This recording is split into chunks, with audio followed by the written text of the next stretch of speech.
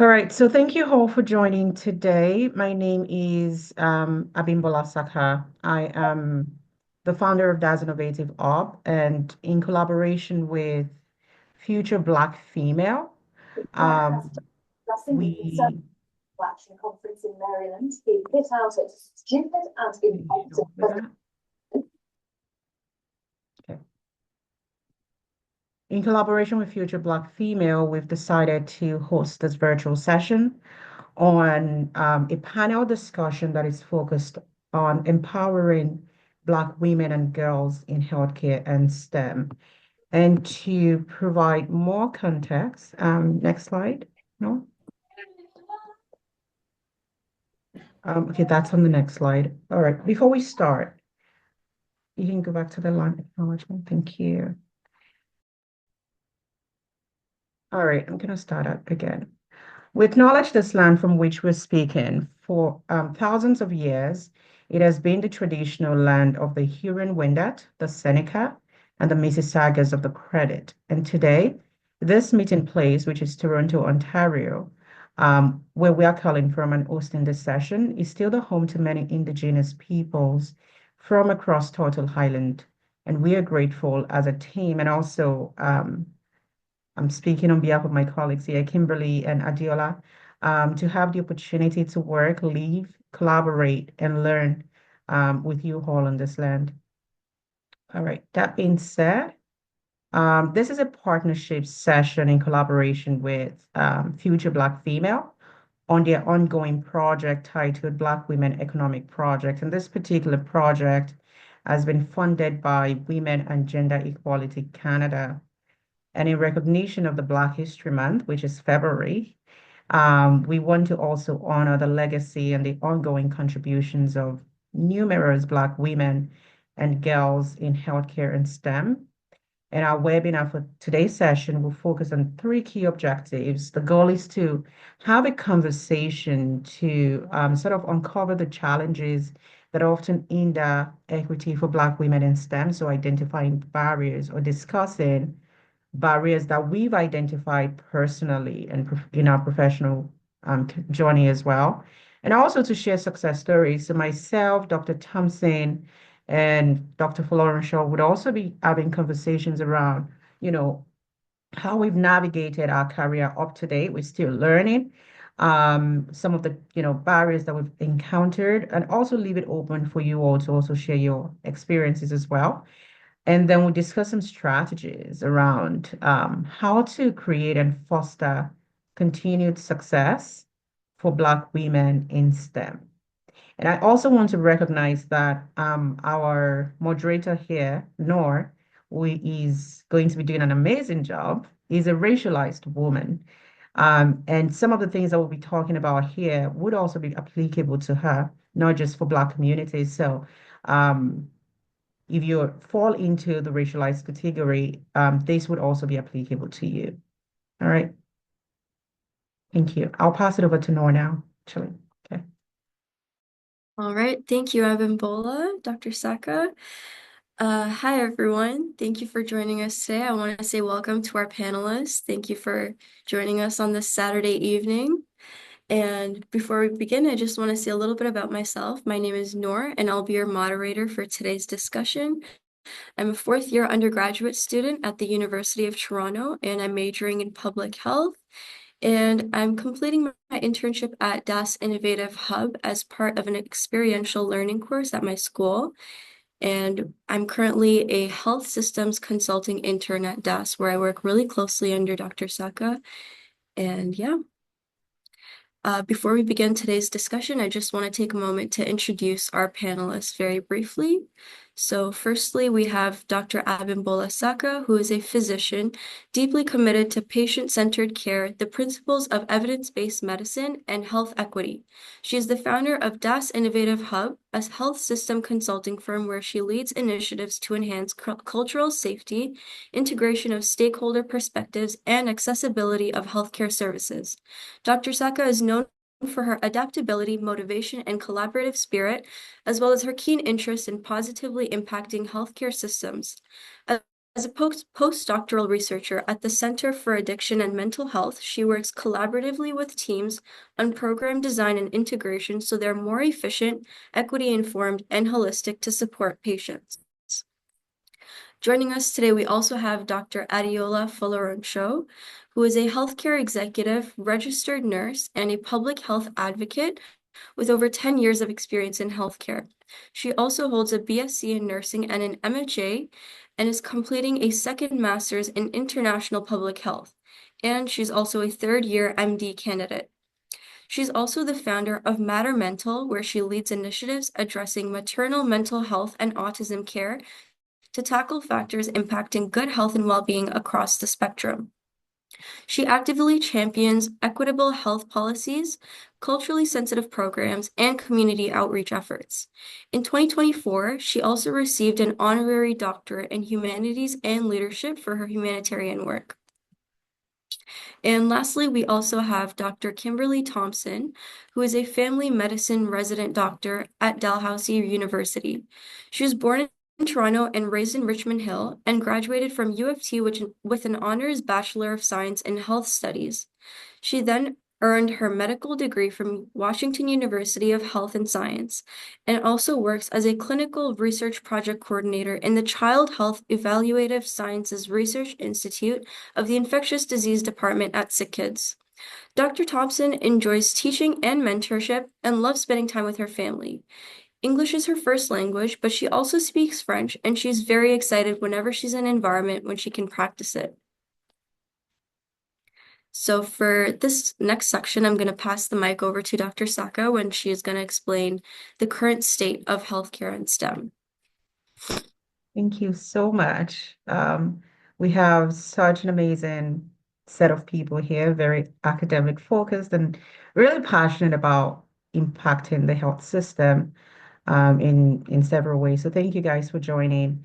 When we talk about the current state in the healthcare system and STEM, we're more focused on medicine and science. What we know that has been documented in the literature is that we have a lower representation of individuals getting into STEM programs and into medicine. But it's not tough. And it looks like you have a little different braid going on there. Yeah, I couldn't stop with the braids and Thank you. And we know that there are lower individuals, like people from racialized community, with a more focus now on Black communities, such as Black, Caribbean, and African communities, that are actually entering into medical schools, that are being successful when it comes to transitioning out of medical school into training and then into clinical practice. And all of those things contribute to lower representation within the health system as a whole. We also know that lack of mentorship associated with limited mentorship opportunities, either because there is lack of awareness around the importance of mentorship, or there is no sufficient representation when it comes to mentorship for individuals that are interested in STEM careers and discipline. And that often also result in issues around sort of climbing the ladder within academia as a whole. The lack of mentorship could also result in lack of or barriers to funding. So if you don't know what to do, if you don't have the right mentors to guide you as you navigate STEM, either as a researcher, as a physician, you might not be aware of the resources that may be available to you, right? Such as scholarship grants to complete projects, scholarships to get into medical school, into STEM programs. And so mentorship is extremely, extremely important. And I have been very fortunate to have the right mentors so far. And I learn from everyone. I'm still learning from Dr. Thompson because she's finishing family medicine right now. I'm learning from Dr. Florenshaw because she is extremely passionate about humanitarian work. She does a lot of that in Nigeria and across the board. So mentorship is extremely important, and you can have mentors who are way ahead of you in your career, mentors that are doing something else that you're really passionate about. Um, And so seeking them out and, have leveraging their experiences and expertise is extremely important.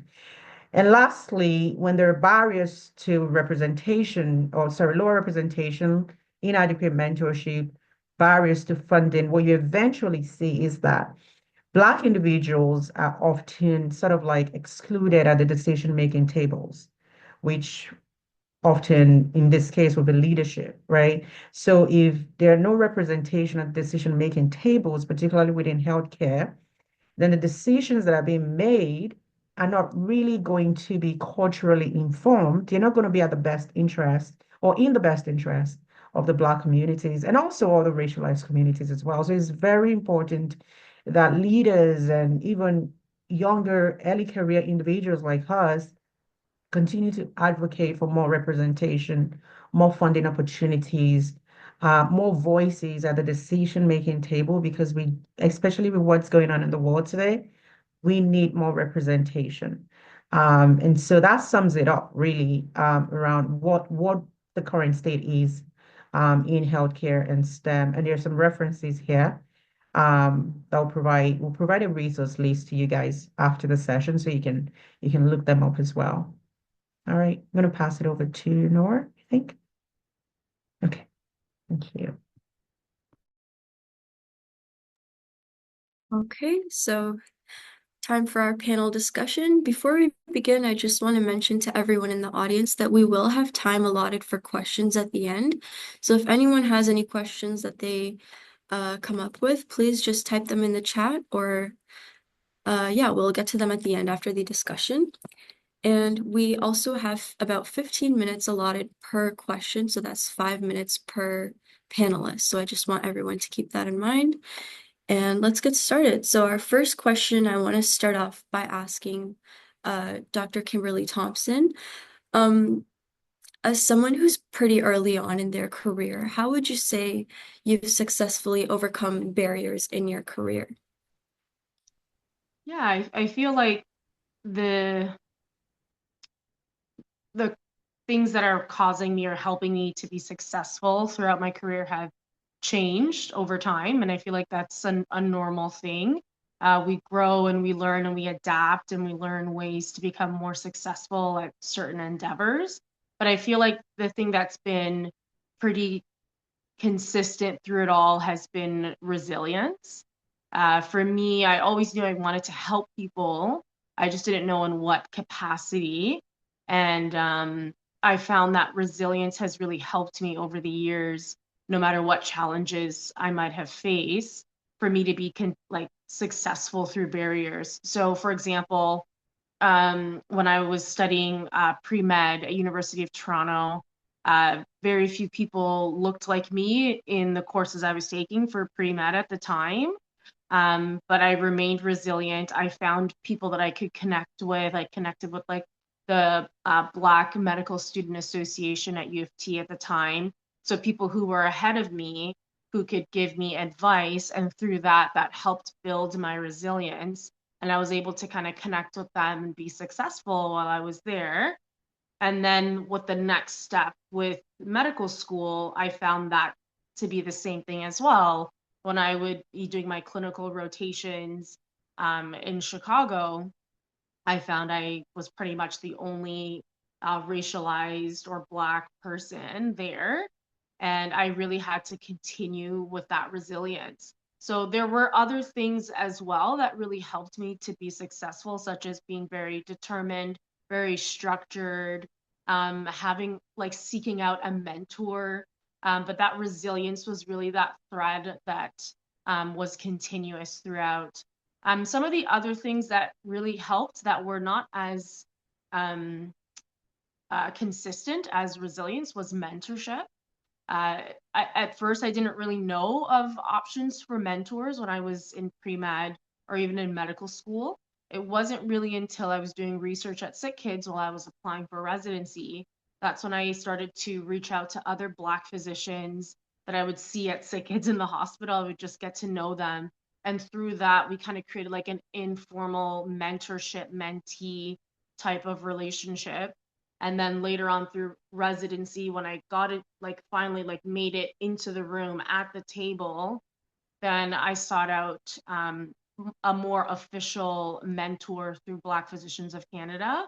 And she has been amazing in like guiding me through my residency. And now, as I'm finishing residency and starting practice as a family doctor, that mentor, like she has been fantastic to help me. So that wasn't really something that was continuous, like resilience, but having a mentor, I'd say, was probably the second most important thing that's helped me to be successful and overcome barriers throughout this long process of becoming a family doctor. Thank you, Dr. Thompson. Dr. Falorunsho, do you have anything you'd like to add to that question about how you've successfully overcome barriers in your career? Yeah, thank you so much, Nora.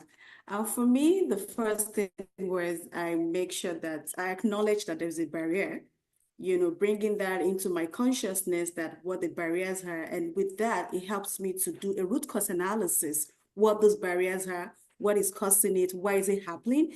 And so in doing that, in knowing what is causing that barrier, and also accepting that this is the reality now, these are the barrier facing me, and this is the reality, it helps me to then reach out within my network.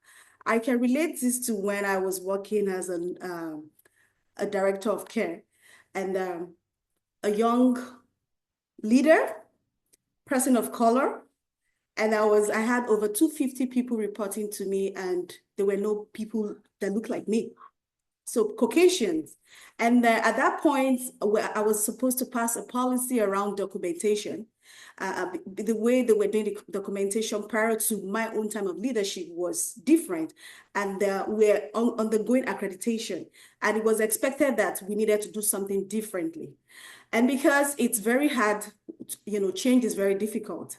And then not because I'm bringing in the change, but at the same time, the people that I'm dealing with, she's a young leader. She doesn't look like us. It was quite challenging to I've done everything I needed to do. I've made them to understand that, hey, this is accreditation process. These are the evidence-based approach of documenting things, because we all know the importance of documentation in healthcare. If it's not documented, then it's not done, and it can be counted against you at the court of law.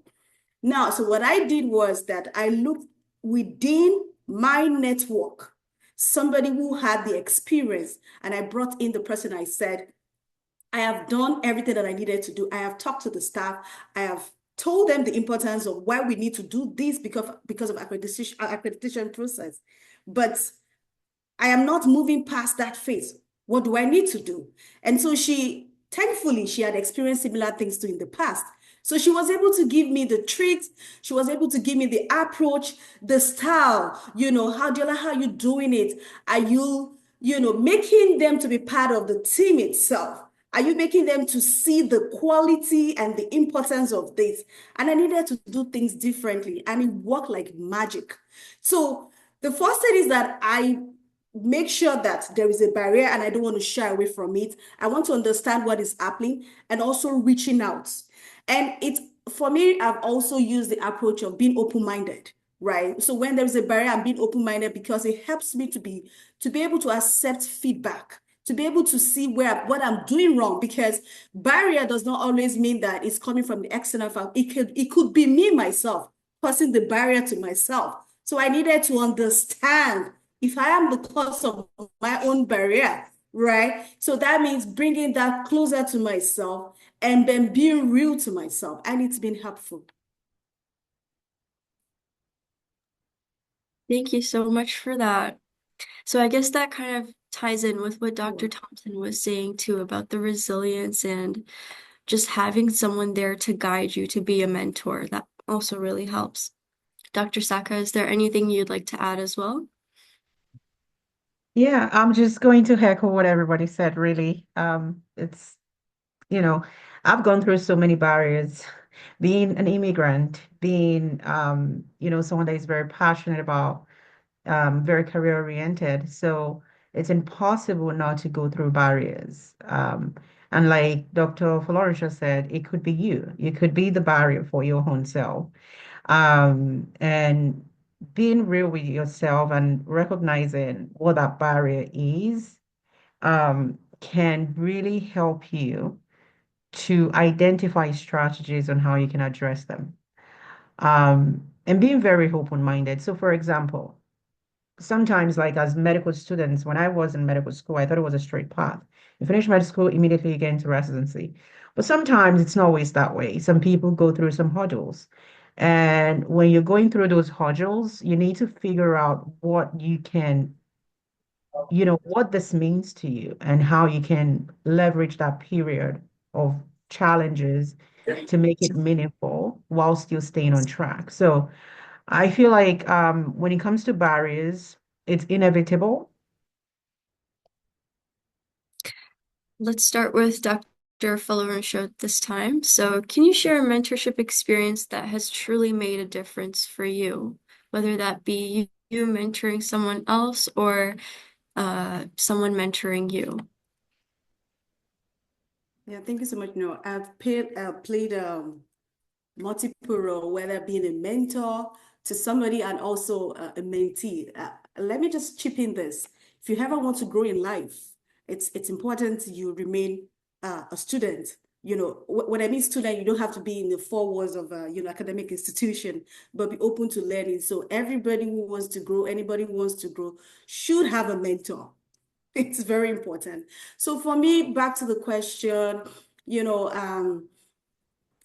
in the role of a leader or in a leadership role, I have faced a lot of dilemma as, like I said, I was young to the society. She's too young for the role that she was, the role I found myself. But I had the audacity. And that's what I want to tell people of color. Have the audacity, step in there. Do not let somebody tell you otherwise because you have the capacity and the competence. You have to start one day and keep going up the ladder. So what I did, I took up this leadership role, and then a dilemma came after some time. Most of the staff wanted me to fire a particular a worker. They wanted me to fire this person. And you know what? I have read the policies.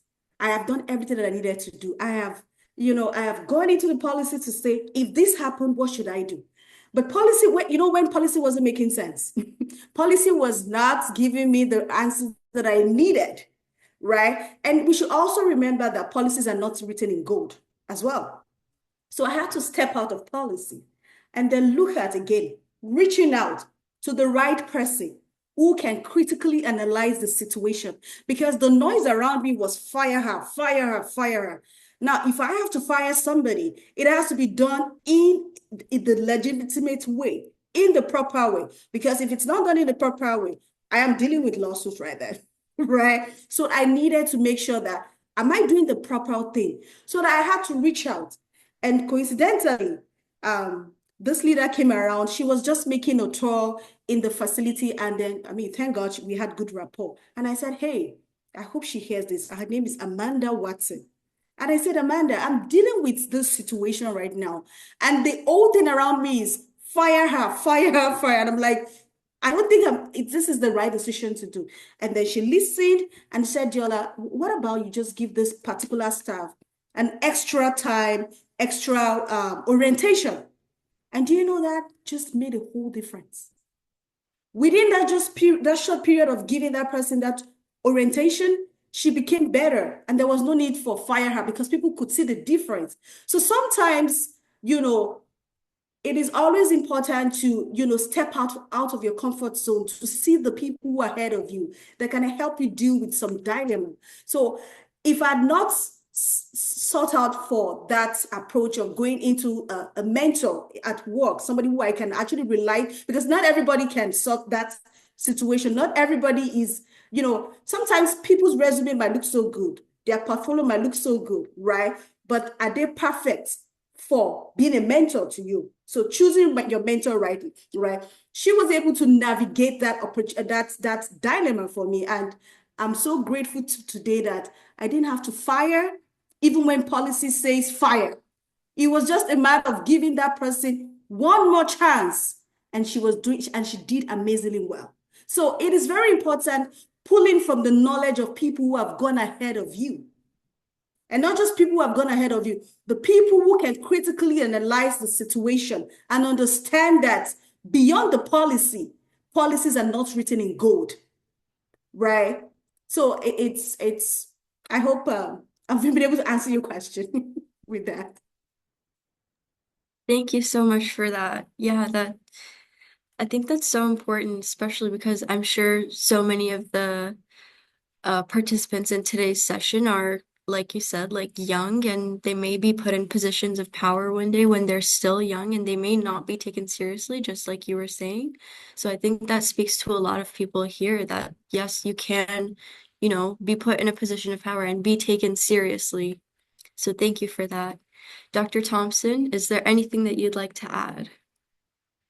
Yeah, I feel like I have a few examples, but just as Dr. Folorenzo was saying, it's really important for us to kind of really gain the knowledge of those that have gone before us, whether that's in medicine or like in a non-clinical, non-medicine approach or like environment.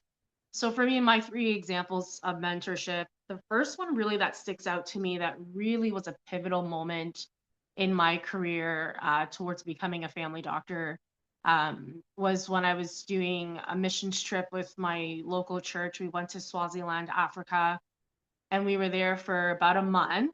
And one of the leaders on our team, she's not in medicine at all, but she knew that I was in pre-med because I was studying for my MCAT and brought my books with me. I don't know why, but I brought my stuff with me all the way to South Africa and also Swaziland.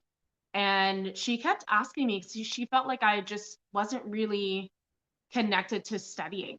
Like I would, find excuses to not study. And she wasn't really my mentor at the time, but she was in a period in a area of authority, and I respected her, and she had a lot of wisdom. She was an educator, like a teacher. So she's gone before me in other areas. And she just asked me plainly one day, she said, "What is your why? Like, why do you want to become a doctor? Why do you want to go to medicine? Why are you in science?" And it took me a while, like it sat with me, and I had to really dig deep. And because of that conversation that she had with me, I finally made that decision to go into medicine because I realized that my why is to help people, and not just like my patients, but other Black physicians, other Black women who want to go into medicine. Like I want to be able to do that for them because I've seen so many others do that, and I didn't really have a connection or any mentorship with them. So I wanted to be able to fill in that gap. And I just I remember that being so vivid to me, and it's always stuck with me. And that was such a pivotal moment because right after I came back from that trip, I applied for medical school and I got in and I started that semester. But it really allowed me to have some clarity. And I think it's so important. Sometimes we look for mentorship in like clinical ways or science, people with science backgrounds.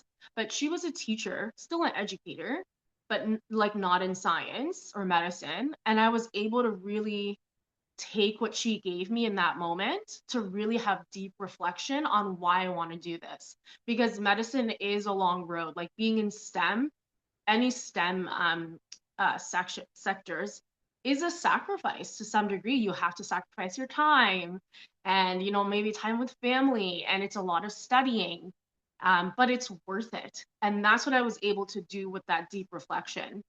The second one was when I was at Sick Kids. I was working and in clinical research, and now I'm in a different part of clinical research at Sick Kids. But at time I was like a research assistant, and I was applying for CARM so that I could match to residency for family medicine.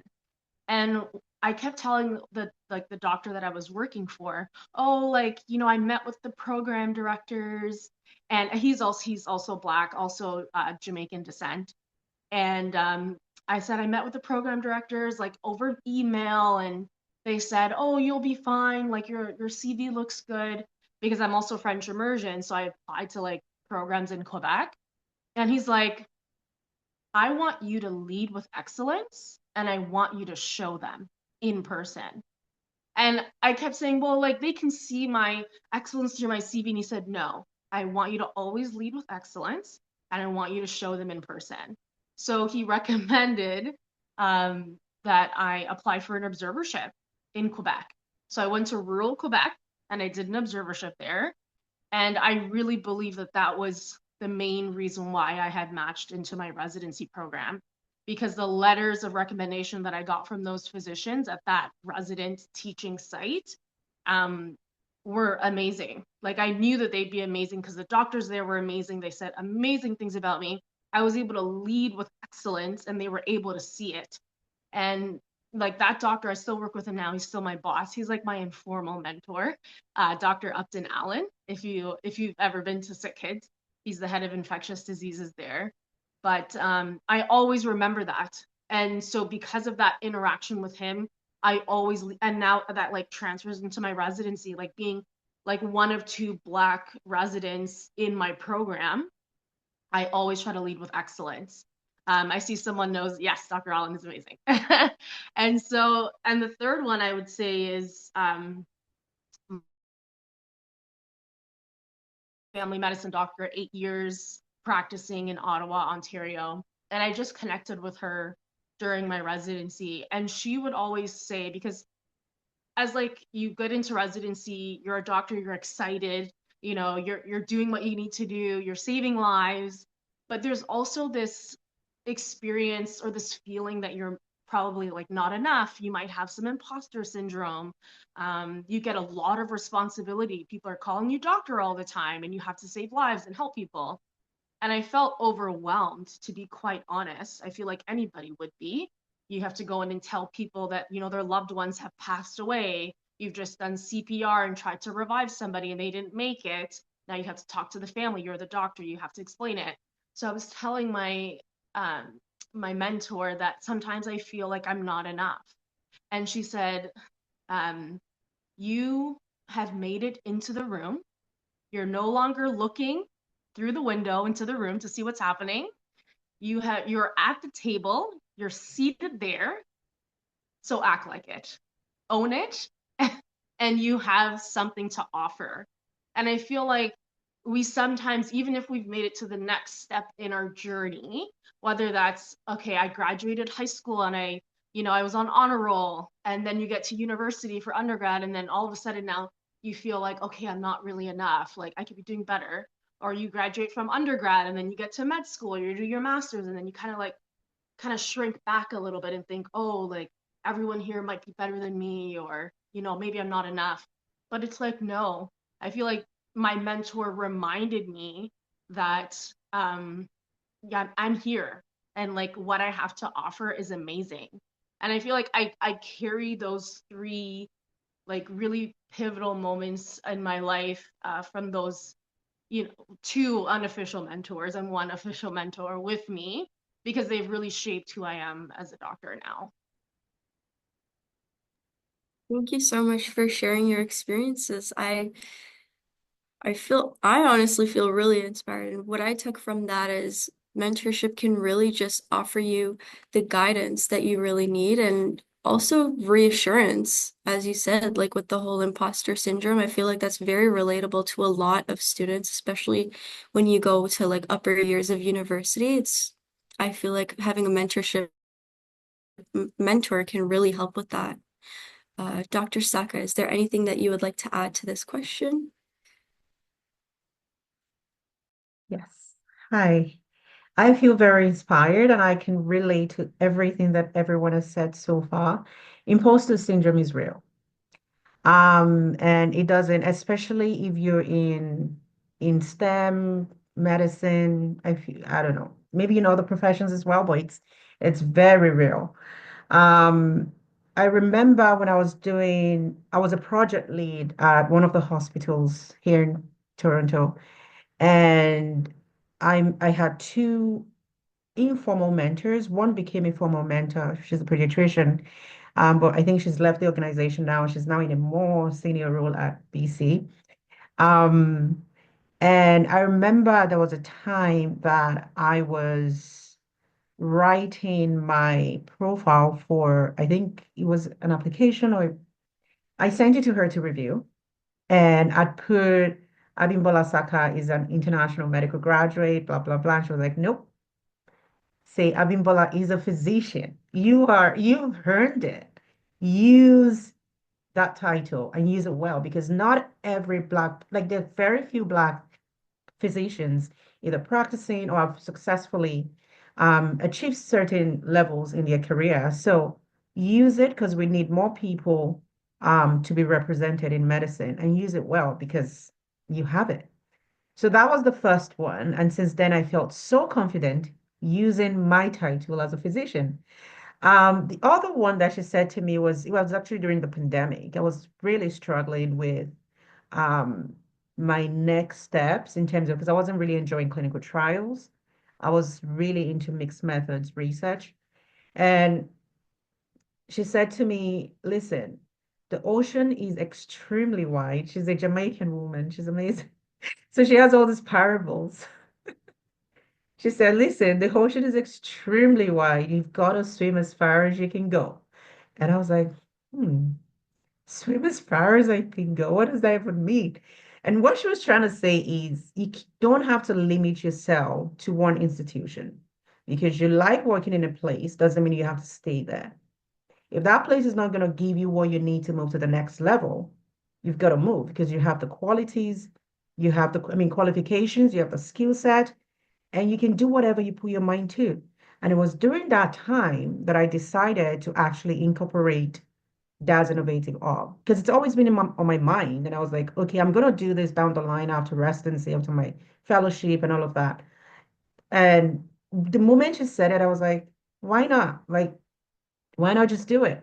And so sometimes it might not be them actually mentoring you all the way. It might be certain words that, someone who is in a leadership position would say to you that would sort of encourage you to move to the next step, right? That would encourage you to take the next step in your career to achieve that goal that you've always wanted to achieve. So be cautious as well, be sensitive to the people around you, what they're saying. And if they impact you positively, they put something positive on your mind, on your spirit, just go with it. I'm a Christian, so just go with it, pray on it, and move with it as well. So those were two periods so far, like the most recent ones that had significant impact on my career and on my journey. So yeah. Thank you for sharing your experiences. I feel like this question was the most inspiring for me so far. From what I took from Dr. Saka, having a mentor can really just tell you to stick up for yourself, like from your story about putting the word physician beside your name, like that's taking a stand for yourself. And I can really, I appreciate hearing that. So our next question I want to direct towards Dr. Saka. I feel like she will be relating to this the most because this is mostly her field of work. How have grant opportunities or challenges impacted your work, and what strategies have you used to secure funding? In 2022 or so, I was one, no, 2023, 2024. I was doing my postdoc, my first postdoc, and this thing came out, and I hope it still comes out again. It was a race program for racialized, not race, that's another one I was going to touch on. It was a CIHR program for racialized researchers. So you are either a postdoc or a research associate or someone in their early career. It was REDI, REDI, and it was meant to sort of enable people to get funding so that they can transition into early career scientist role. And that was the first time I applied for CHR grant. And it was not very fun, but it was a good application, very competitive, and it created an opportunity for people that often may not have the opportunities to apply to CIH grants to apply and to get some funding for impactful projects. Um, and just knowing or having access to those information, because I didn't know about it, and it was just someone within the community that sent it to me.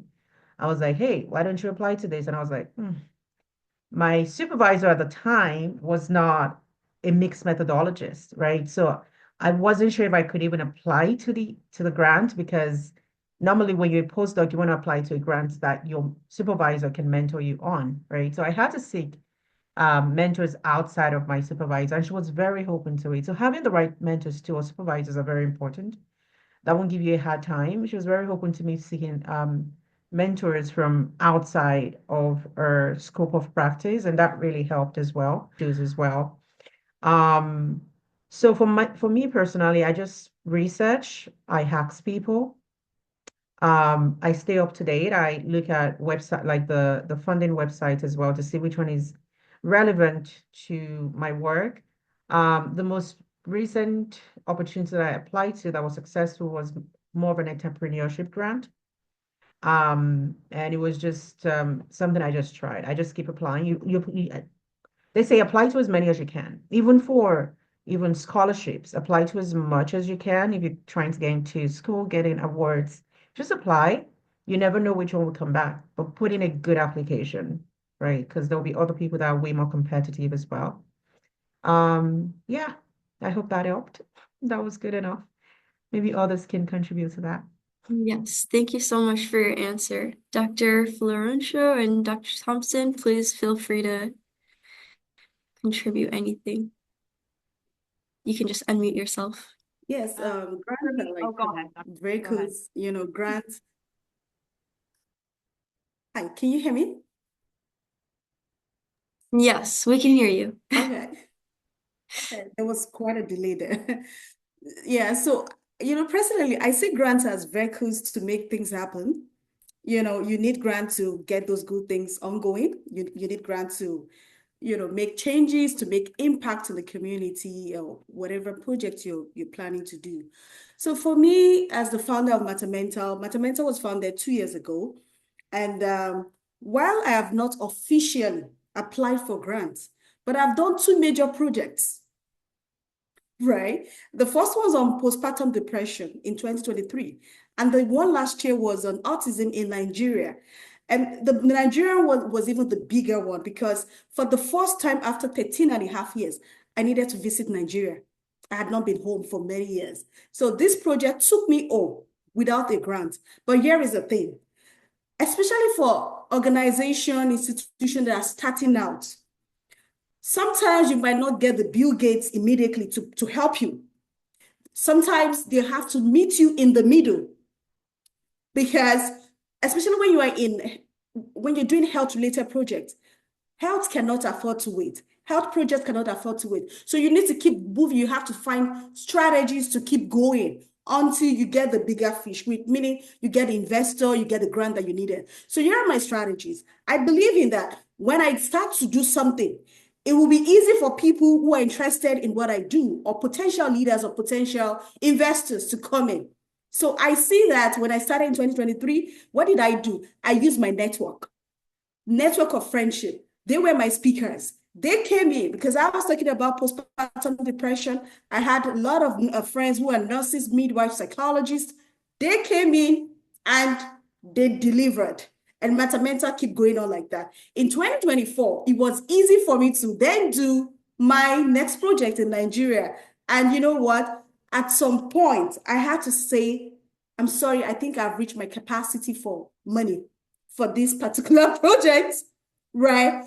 I have not officially applied for grants yet, but let me tell you something. It will then be now easy because I have something to show to any potential, investors, to any potential grants, institution that this is what I've done even without grants. Then if you now give me the grant, it's going to be a, multiple effects, triple effects, right? So what I'm saying in essence is that if you have to, because a lot of people, especially people starting off, they want to make sure that until I get so much, this amount of money, and then that's what I can put.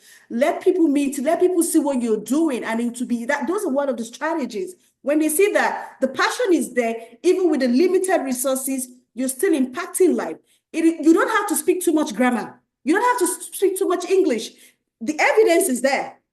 It's right there. Those are your evidence. It's like you're doing a research. Those are your evidence-based practice. And people will come and say, wow, amazing. You've done this, you've done that. Let's give you more. And then more shall be done. Right? And so That's one of the things. But if you have to then apply, I'm in a stage where, yes, I think I feel confident. Yeah, I think I can. I have the audacity now. I want to approach those complaints. Number one is recommendation. Having those people that can actually give it, because I've seen the power of recommendation. Somebody in that institution that I'm want to apply to, just using their recommendation alone it's just so amazing. So recommendation is there, but recommendation does not come easy. You have to put in the work, right? They have to see what you're already doing, and it to be easy for people to recommend you. So, because most times people think the first step is, let me go and ask for money. I think the first step, actually, if you really want to make impact and get more money to get things done, is for you to start with what you have, where you are, keep moving, and the right set of people will meet you right there. And you will do you get so many things done, right? And also, one mistake that I have seen, and somebody was telling me this, is that you want to do a project that has to do with health related, for instance, and you're going to organization that deal with animals, right? You want to do something that is human related, and then you need to match up. Where are you applying it to, right? Is your project matching with their own mission and vision statement? Because when there is an alignment, it's just easy for them to see the light and say, wow, okay, I guess we can get these things done. Because a lot of people have applied to so many places. It's not about how many places you apply to. It's about the quality of the place you apply to and how it's in alignment with your own project and in alignment with their own project. But having said that, it is important. We all need grants to get things going, but there are strategies to getting some of these grants. Thank you. Thank you so much for that. Dr. Thompson? Yeah, I just wanted to add a little bit to that. So I haven't personally like applied for any grants or tried to secure funding, but I do support like 4 of the CHRI studies at Sick Kids Hospital. And I was there from like the grassroots, and now I'm more on like the coordinator side, doing a little bit more knowledge translation.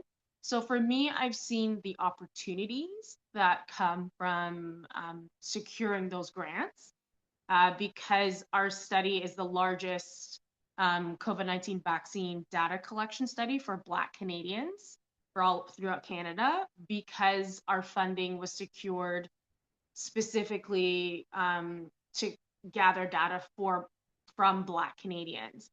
And so for me, I've seen like the positives and the amazing outcomes from securing these grants, and I think it's really important.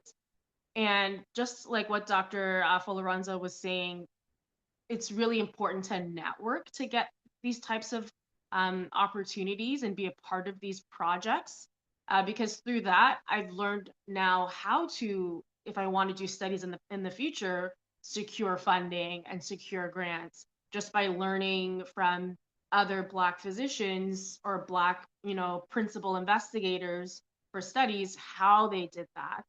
And I've been able to network with them to not only get, and be a part of their studies, but now learn from them. So in the future, if I want to do my own studies, I know how to, secure some of this funding. So I think it's really important to network, and like no matter where you are. Like for me, I was able to get on this project by attending a function at the Jamaican Canadian Association. And through there, I was able to connect with physicians and kind of let them know I was interested in research, and I was kind of in between like finishing med school, but starting residency. So I had that free opportunity, like that free time. And through that networking, I was able to make those connections. And now, several years down the road, I'm seeing the benefits of that.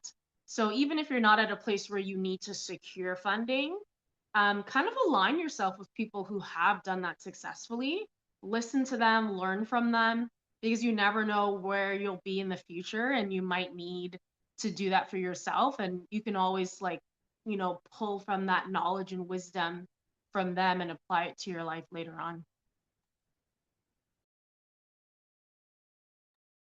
Thank you so much for sharing.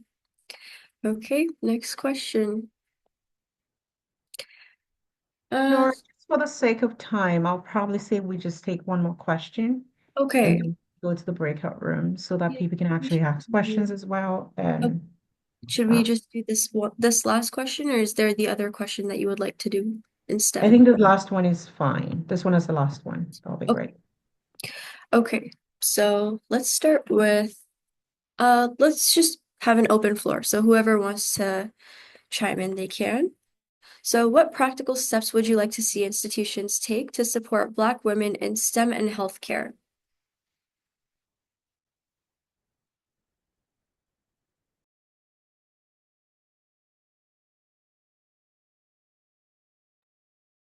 One of the things I would like to see is just hiring more Black people who can be educators. I think an important first step for Black young people coming up, even Black women coming up, or young Black girls coming up, to be introduced to STEM, a big part of that is for them to see themselves in STEM. So what I would like to see a lot of, like something practical that could be done, like, is just hiring more Black people to be in areas that are visible through education. That could even be even just a counselor, it could be an administrator, it could be a teacher, it could be an educational assistant. But I think that sometimes really helps because you can see you see yourself in them, and you see that if they can do it, if they can be in these industries and in these areas of STEM, then I can do it as well. So I feel like that is like a good practical step, and I would like to see that more often. And I feel like the more people that are involved in STEM, more likely they're going to apply for jobs. And so it's kind of like a cycle. So you see somebody in STEM, you're interested in STEM, you're now in STEM, and then you apply for a job later on in life, and then you can now be that mentor or that visible person in STEM for someone younger coming up. So I feel like that's like a pretty easy practical step. And that's going to take people being on boards and sitting at tables where decisions are being made, so that these practical steps can be put in place. Yeah, I'm just going to add to that. I think to start with is when we talk about support itself, I think it should start from the beginning. The beginning of when you're doing the recruitment phase. When we want to recruit people into an institution, we better be having people of our own color to be represented in the recruitment phase as well. Because when you imagine you went for an interview, or you went to an institution whereby you're the only person, nobody looks like you, right? It doesn't mean you're not going to perform well. But when you see a whole lot of people that, maybe not a whole lot, but people that you can relate with, people who understand, like similar culture, it helps mentally to be, it's that can actually even help with your productivity as well. So what I'm saying in essence is that one way that organization or people or institution to look at is to ensure that during the recruitment phase, that other races are also included in that decision-making process, right? It will not just be one particular race making a decision. The strategy is there should be nothing about us without us, right? We have to be inclusive. We have to be part of this, the strategy, the decision. This is it, right? We have to have a say. So it has to start from the beginning. But now we have gotten in. So that's the first step. Now we are in. That's good. Amazing. We're successful. But how do we keep that role? And that goes to retention, right? So from recruitment to retention phase. So anything can happen in between those gaps. In between retention and recruitment and retention. That period of creating that space, a culture of safe space, a culture of where I can report things without being scared, without being, without somebody saying that I'm doing too much. That culture of I belong, that culture of inclusiveness It's part of it. It's very important because a lot of people start a job today and then the next moment they are gone. Not because they don't know their job, but there's so many things when it comes to job. It goes beyond the physical or what mentally people are drained. So that period of support needs ongoing the culture of safe reporting approach and also quality training. People start jobs and they are given orientation that are not quality. Orientation that, and after like maybe orientation is for 5 days, poor information, under information, you're not getting enough information that is needed for you to be successful at your job or to be, as like anybody who's in STEM or in healthcare or in any profession. For one to be supported, if support itself comes from giving the right information, getting the right people to give the orientation, people who understand the culture of the place, right? Because after orientation, you on your own, right? That's how most organization institutions are wired. After orientation, you're going to be on your own, and then you begin to struggle, and from struggle, now you're struggling, and then most institutions come with performance improvement. How has this person done in the last 2 weeks? And then you didn't do this, that, and they say, you know what? Can you use the exit door? Right? Now, these are systemic issues. It's not about the person. It's about we need to go deeper and see, again, going back to root cause analysis and doing some risk analysis as well. Are the orientation quality? Are there ongoing support? Are people, do they even feel they belong? Does your own decision, again, it's coming back to imposter syndrome. You can know so much, but when you talk, people are like, what did she just say? What did he just say? Did he say something? Your information or your contributions are not valid. They are not even accepted. And you begin to doubt yourself. Is there something wrong with me? It's not about you. It's about the people that surround you too. But we keep saying that support for the people of the Black. Now let's come to ourselves to Black, Africans to Africans. Do you support your fellow Africans at work? Just because it's not happening to you now does not mean it's not going to happen to you. You better be there. I'm not saying that we should not do quality. We are expected to beat the standard of our work, but be an ally for the other person. Be there for that person. If the person's voice has gone, right, be there to speak. Be the voice for the other person. Say no to whether covert or overt racism at work.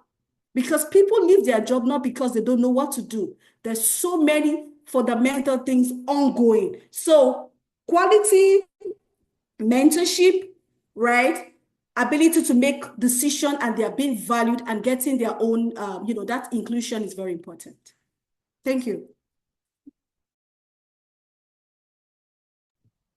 Amazing. I love the passion. We honestly, because these are very important topics and we see day to day, right?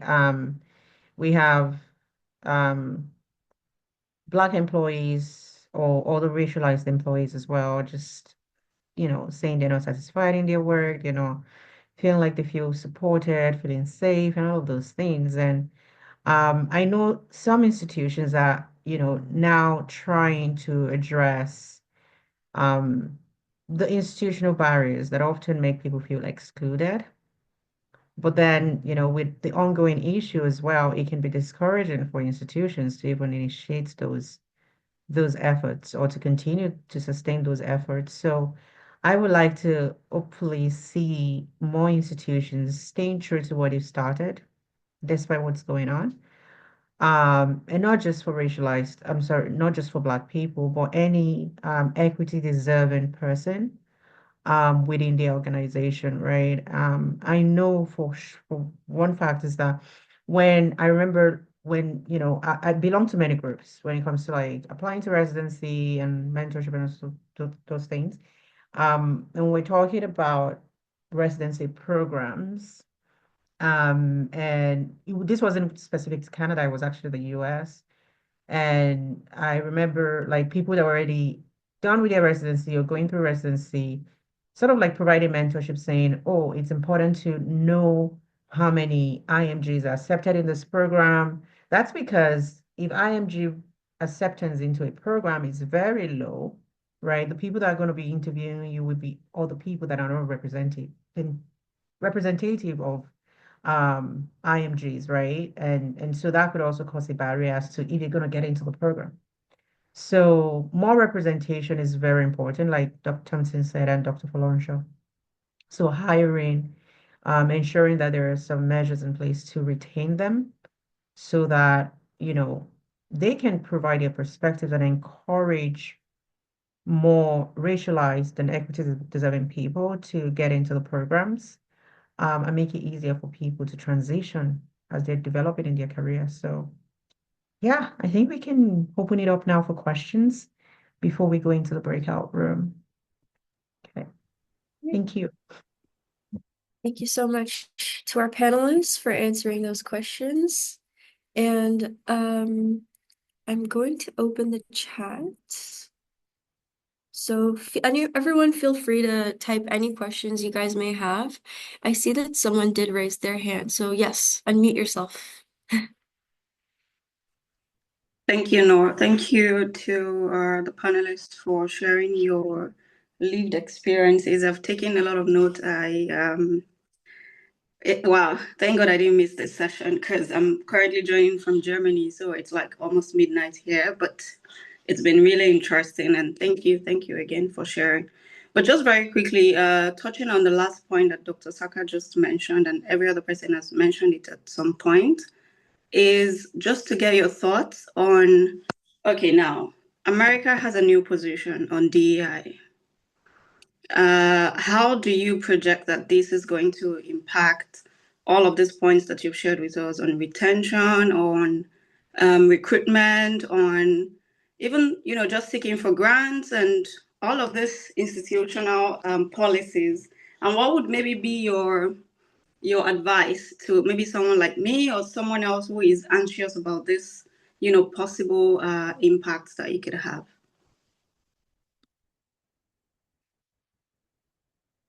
That's a good question. We'll keep it really short so that we're at 5:10 already. Probably take one more question after this. I would say that we don't know. I don't know personally. I know that, of course, there is a close relationship between Canada and the US, and even whatever most of the decisions made in the US does have a downstream effect across the globe.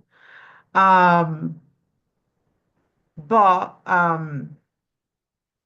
the hope is that institutions stay true to themselves, right? Funding agencies stay true to what is important because we can't say everybody's equal. We are not all equal. There are inequities, right? Faced by different people across the board. And we also can't say that there is equality. So give me 1 second. So, being true to what the data says, right? What the research evidence shows us is very important. And then moving in the direction of what data says, right? And trying to continue to move the work forward, really. That's all I'm gonna say. Data. Let's get more data out, more research out to support our claims and why we need funding, why we need to continue this work. And people don't argue with numbers. So hope that helps.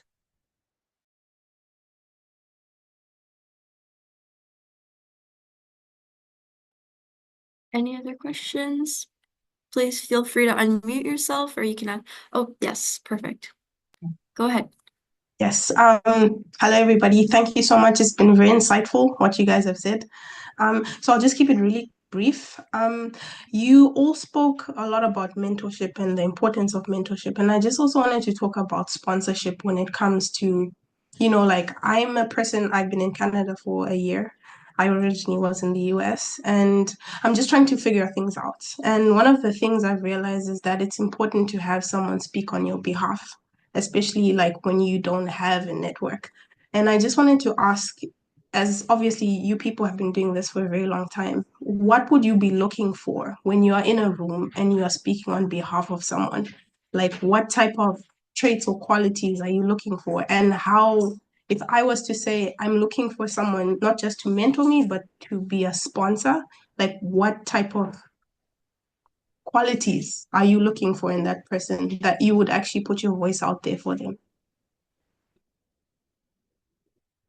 I'm just gonna jump on this one. If I have to recommend you, say I'm in an institution and I know that there's potential for you to be a sponsor, if I have to recommend you Atida, the first thing I'll be looking out for is as Atida itself giving back to the community. Have you volunteered before? Because volunteer goes a whole long way. Those are some of the things that some organizations look out for, right? But right, have you done that before? Because when you volunteer, there are so many things you're learning, you're gaining experiences, right? Because they know that through that, what you've learned, you can also pass it on and do more. So personally, if I have to recommend you, I will look at what you have done because it tells me who you are and what you stand to do. That's for me. For me, I've had medical students, like fourth year med students, work under me. So if I need to like put in orders, if we have like a sick patient, I'll ask the med student to put in certain orders. And sometimes I won't follow up with them because with certain med students, because those are the ones in a case I would probably sponsor, right?